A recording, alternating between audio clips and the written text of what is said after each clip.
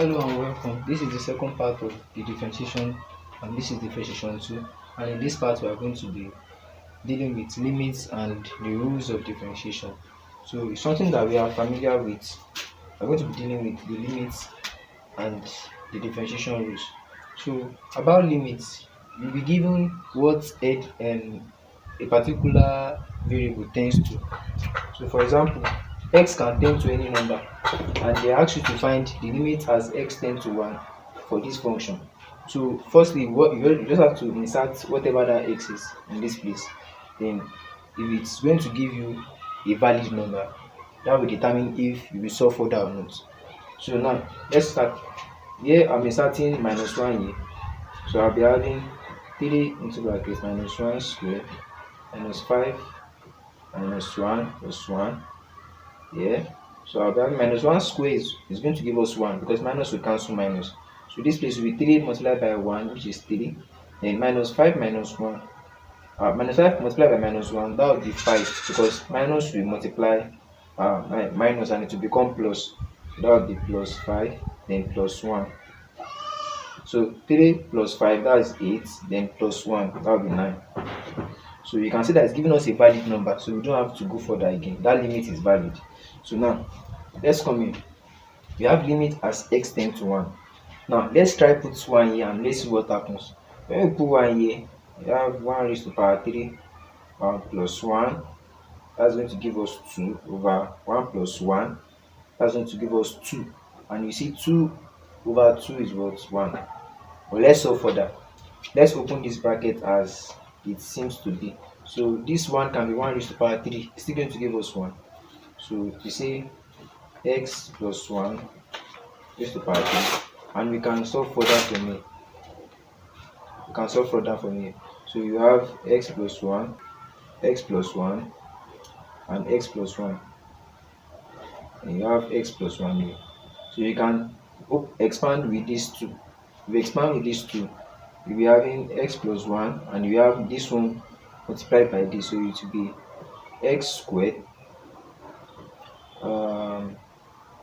X multiplied by x, that's x squared, then x multiplied by 1, that's plus x, then is another plus x here again, that's plus 2x, then plus 1 squared still is equals to 1 plus 1. So x plus 1. What are we doing from here?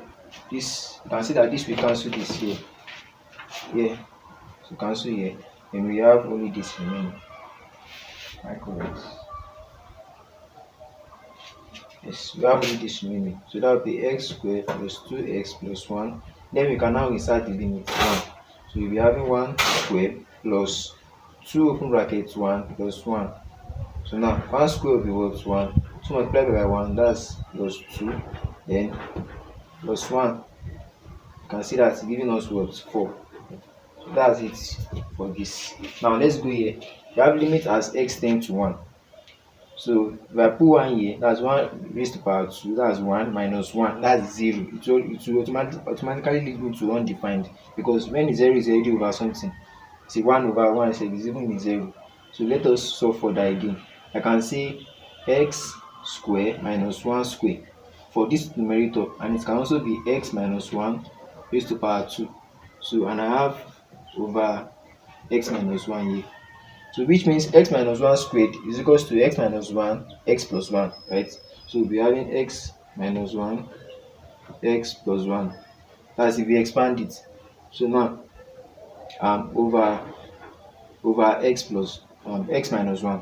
So you see that x minus 1 will cancel x minus 1, and we have only x plus 1 left.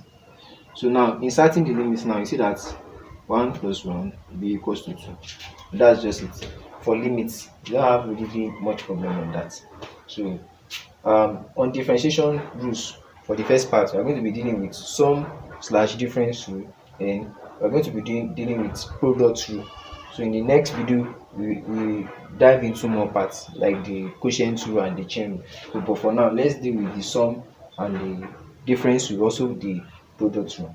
So now, for here, you can have a function that's y equals to u plus v minus w.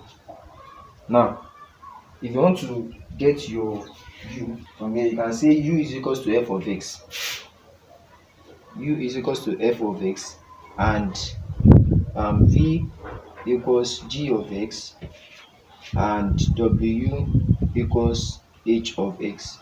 All these are function of these variables. They are function of these variables. So they are now asked you to look for the sum. You are going to look for the sum like that. So it's going to be the differentiation of this u plus the differentiation of this v minus the differentiation of this w. So what are we saying? We are saying that we are going to be having the dy dx is going to be du dx plus dv dx plus dw dx.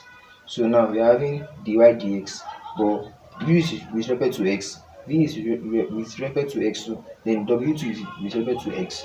So now we are having du dx plus dv dx and minus dw dx. So it's depending on the function. So now that's for the sum and differential. Now let us apply it here. Now we have y is equals to this over this. We will see that x square is for both this, this, and this. It's for the three terms, so we have to split it. So we find the derivative of this with respect to x. Now you can see it's the y with respect to x. So we are going to split it first. We are having y equals to x square over x square, then minus 3x over x square, then plus 1 over x square. So we are going to be using the next page of the board to do the solve. Just like we were doing, we have x square over x square minus 3x over x square plus 1 over x square. So this is it, and x over x will give us 1. Then 1x will cancel 1x here. You see, this x will cancel this, and you have 3 over x. So then here we have 1 over x square. This one remain unchanged. So you can see that we are getting along with that. We have not started differentiating. We are still solving y. So this is still y. This is still our y. So now we still want to solve for that, because if you remember laws of powers in logarithm, when we started doing the beginning of maths, you will see that if you want to make this an inverse of a power, you will say that 1 minus, you say 3x raised to power minus 1. It's still the same thing as this, right? So then you have this one. You can also say that 1x raised to power minus 2. So it's still the same thing. The reason why we are doing it like this is that we want to make this easy to differentiate, because you can differentiate also like this, but it will make it simpler since it's already having power. And in differentiation, if you want to solve, you have to make use of the power to multiply the coefficients. I think you get. So now this is what I did here. 3, then 6 is over x. This is going to be x raised to power minus 1. Then here 1, since it's over x squared, is going to be x raised to power minus 2. So now I've gotten our y. Our dy dx now will be what? If you differentiate 1, what will you have? That one is gone already, because if you are differentiating a constant, you don't have anything. It's only if you are differentiating a variable that you have 1. If you are differentiating x now, you have 1. But if you are differentiating 1, you have nothing. So now here, minus 1 multiplied by minus 3, that's going to be 3. And x raised to power minus 1 minus 1, that's minus 2. Then plus 2 multiplied by minus 2 multiplied by 1, that would be minus 2. Then x raised to power x minus 2 minus 1, that would be minus 3. Let's bring it together. We are having 3x raised to power minus 2 minus, because this will multiply, then minus 3. So now we can bring it back to this form also, like the way we did before. So we'll be having 3 over x raised to power 2 minus 2 over x raised to power 3. See, I brought it back to this form. So we are still doing the same thing. So that is that for that. And we'll be moving to the last goal for this differentiation. Now we are having u with respect to f of x. um, let's say u is equals to f of x and v equals to g of x. Okay, and you want to find product rule. The rule is going to be dy dx will be equals to u dv dx plus v du dx. That is, you will get u from the two entities that you were given. You will get your v, then you will differentiate u, differentiate v. If you differentiate u, it will be du dx. If you differentiate v, it will be dv dx. Then you now insert it in the formula and get your answer. So let's move on from here. Now we have two entities already. This is u, this is v. So my u is what? X cube. My v is cos x. Now my du dx will be what? 3 multiplied by 1, that will be 3. X raised to power 3 minus 1, that will be 2. Then dv dx will be what? Cos x. Remember our differentiation, basic differentiation. If you differentiate cos x, it's going to give you minus sine x, if you remember. So now let's insert it in the formula. If you said u, what's our u? X cube dot what's our dv dx minus sine x, then plus what's our v? Cos x, then what's our du dx? 3x square. In that way we can arrange it very well. You can just say minus x cube sine x, then plus 3x square cos x. I can bring this here and bring that here, and I'll say that 3x square cos x minus x cube sine x.